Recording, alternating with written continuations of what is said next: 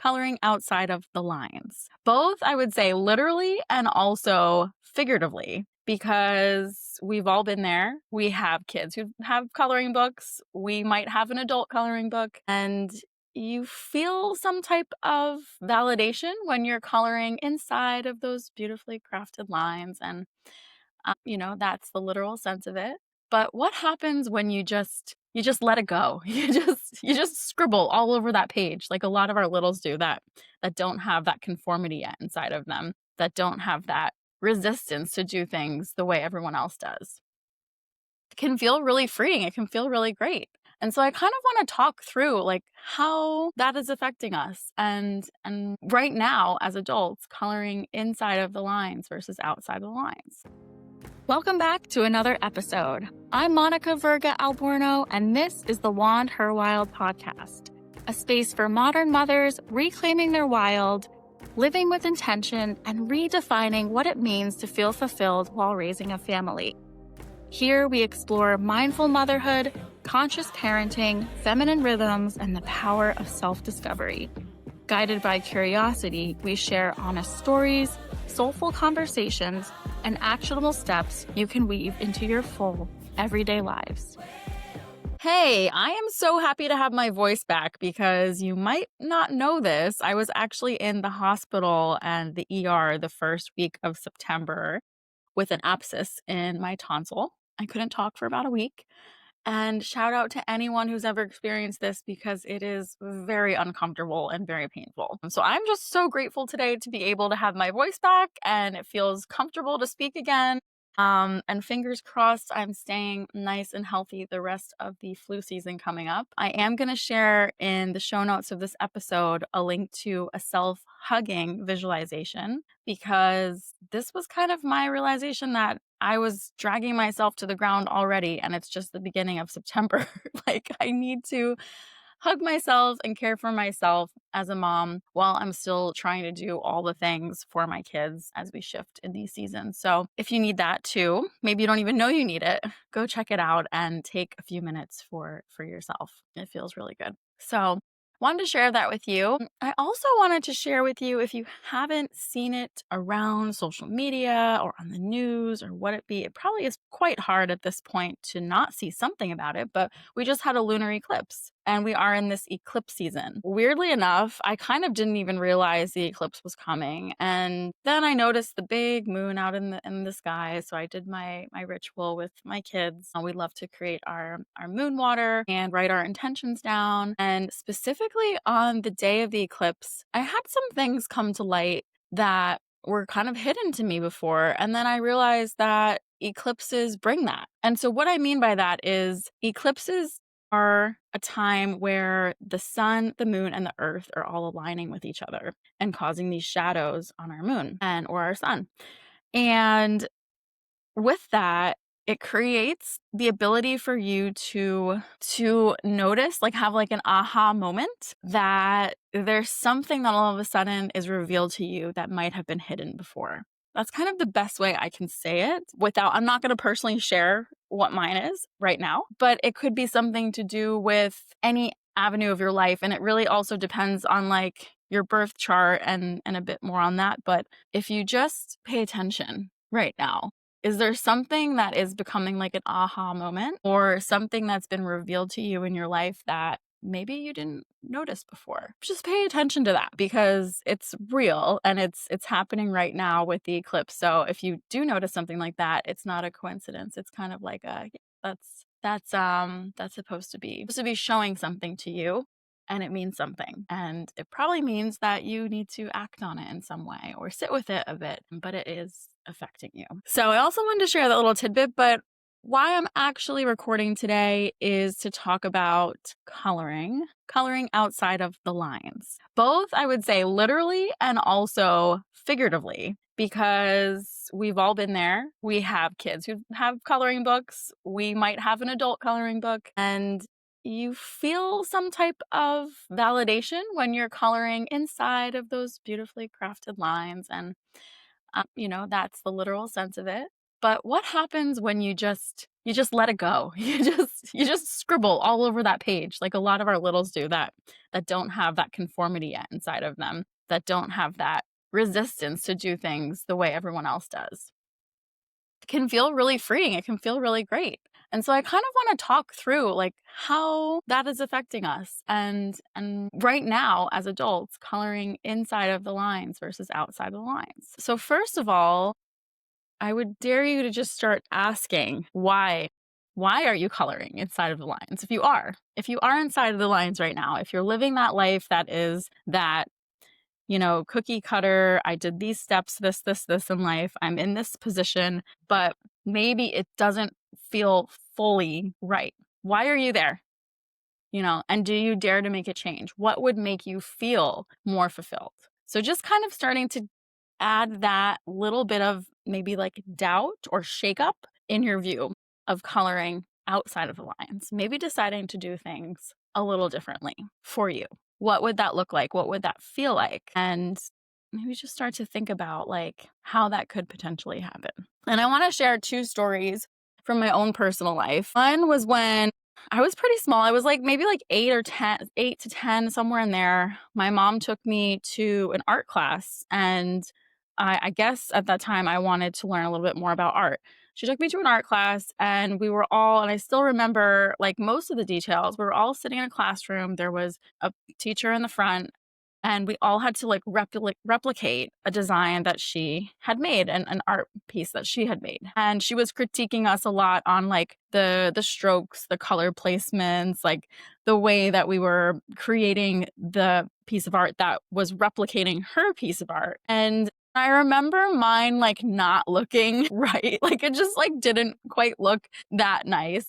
It didn't look like hers. And I didn't last very long in that art class. And I never really pursued art again after that. I just started referring to myself as I'm just not a good artist. And even until now, I'm like pretty much like I'm always like, oh, I'm not the one that should be drawing that, or I'm not the one who should be making something look artistic, because from that class, I wasn't able to replicate what this artist was showing us. And it just became, well, yeah, then art's just not my thing. And it's only till recently I started really thinking about like, wow, like maybe the way that I'm creating art or I want to create art could have been so different all those years. Maybe my art was more abstract. Maybe my art was more a visualization of colors. Like it could have been something so different, when I'm talking about visual art. And I didn't really get the opportunity to explore that, or anyone telling me like, oh, there's these different avenues of the way that you can create art. It doesn't have to replicate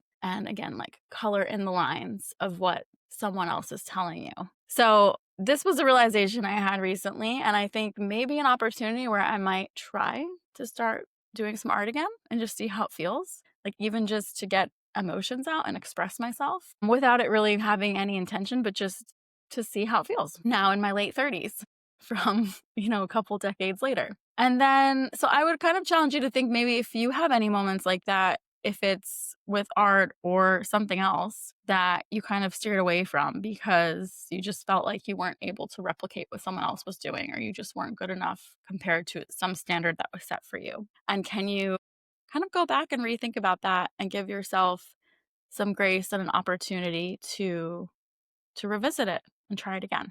And then the second story I would share is that about 5 years ago, before I created WandRwild Family Retreats, I met with an intuitive, like I met with somebody who does intuitive guidance. She's someone that I've known for a long time, almost 10 years now. And she does my intuitive guidance readings about once a year, every other year we meet, and I really trust her. And she has a gift that is just unbelievable in giving you some guidance with tarot and just really feeling into what you need to hear at that specific time in your life. And the first time I ever went to her was right after I'd given birth, a couple months in. I was feeling really shooken up, like a lot of us are, and feeling like my path was ready to take me in a new direction. And I was moving in a new direction as a person. And one of the questions she asked me was, well, how are you creative? She just kind of said it without having like it in a judgmental way. Just how are you creative right now? And at the time I was like fully immersed in my management positions within the engineering world. And I was like, well, I problem solve, I take challenges and I solve them. And that's my creative outlet within work, really. And then I started thinking more and more, I had lost the ability to really be creative because at work, there's still so many structured boundaries that you have to follow. There's rules, there's regulations, there's all these things, right? So you're not fully getting creative control. And what would it feel like if I just was able to re-express that creative piece of me and let it take on whatever shape it might? And that's when I started journaling. That's when I started getting all of this information about what Wanderwild could become when it was nothing. It was just, idea. It started to become ideas in my head that floated around and then came onto paper and visualized. And I let creativity open up inside of me and saw what could bloom. And it was so fulfilling. And it has been ever since. And so this is my creative outlet now. It's being able to record these conversations, host retreats for people to come to that are creating programming that didn't exist before and creating community that didn't exist before. And it's super cool and feels so good to me. So that makes me feel like, okay, I'm on the right track and I now have an avenue to be creative again and to express myself and my vulnerability. So again, I would just kind of ask you the same question, like, what do you do right now? How are you creative? What do you do to be creative? And no judgment, because I had lost my ability to really even think about when I would be creative. That seems like a luxury. Like at that time when I had this conversation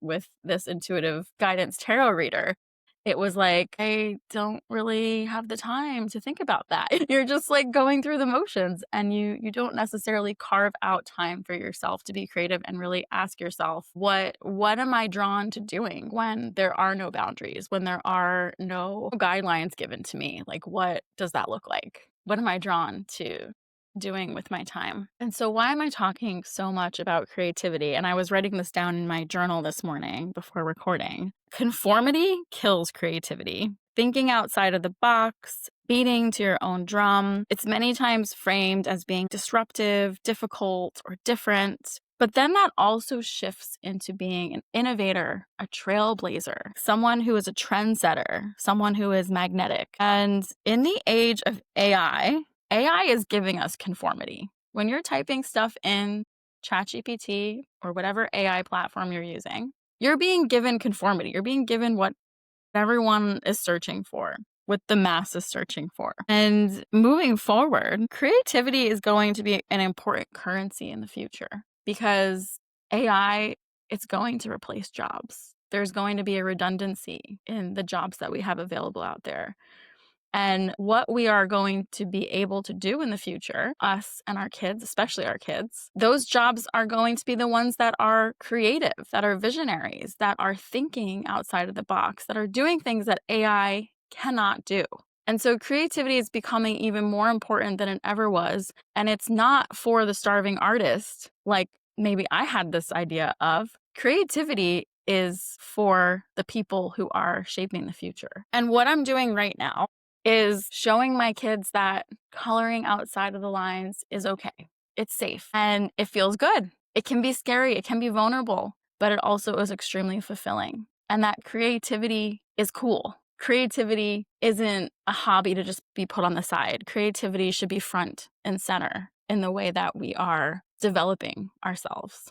Okay, so I kind of want to end this conversation with giving you an invitation to be a part of our member space. We are reopening our member space. It's open now, and it really gives you the opportunity to do so much of what I was just speaking on. It gives you the opportunity to really begin to get the tools and have the discussions of understanding yourself better, what really lights you up, and doing that in a space with like-minded women who are judgment-free and getting together and supporting one another through this journey that can feel sometimes difficult and uncomfortable and challenging to find people in your life, your closest, nearest, and dearest, sometimes not fully understanding why you're making these changes, what you're doing. And it's nice, to have that space to connect and explore more about what is going to fulfill you most in life. And so the member space, it's just $7 a month, or it's $77 for the year to hop inside. So what you get when you come inside the member space, you receive a seasonal, so 4 times a year, WandHERwild digital magazine that supports you in integrating intentional living into your everyday life. We also have bi-monthly creative co-working calls over Zoom, so 6 times per year. And we have a seasonal, so 4 times per year, cacao circle where we gather together via Zoom. We also have a 24/7 private WhatsApp community chat with channels where you can connect with me and our members at any time to express yourself, fully private without any judgment. And we use audio messaging through there most of the time on the go to connect with one another. We also will give you access to our resource library of workshops and rituals and our member journal. So I would just say you're open and welcome to join. We have some beautiful members inside who've been there from the beginning with us and have been joining us along the way. We've had a little bit of a hiatus from the member space and listening to members' feedback and really just listening to what you out there in our community are looking for. And we're hoping this feels better and easier to get inside. It's very easy. It's a slower pace where you can read through a magazine once a season, once a quarter, and take some really incredible tips and interactive ways to integrate intentional living into your life. And showing up on a creative co-working call, you just show up and you use that time for whatever you want it. It's in your calendar for 1 hour and you can do whatever you want on that call. You can journal, you can do art, you can play music, you can sing, you can work on a project that you have for work. You can work on an entrepreneurial idea that you have. Whatever it is, it's that space in your calendar 6 times a year for an hour where we come together and we all work on something creatively, individually, but all together on a call. The cacao circle is a beautiful moment to all go around and share about different realizations that we're having within that season. It's led by Anna from our Wanderwild family retreats family. And so as I'm recording this, our next creative co-working call is later in September. We'll be having our digital magazine drop the first week of October, and we will be hosting our seasonal cacao circle the week of Halloween, the end of October. So we have some really nice invitations for you to hop in a very easy way. Come as you are. I'm recording with all my laundry folded in the background today with my dog chilling in the back napping, and that's how we do it. We're not gonna put on filters and try to be a different way. This is life right now. So thank you for listening today, and I hope to see you in the member space. You're welcome to be there, and I would love to see you inside.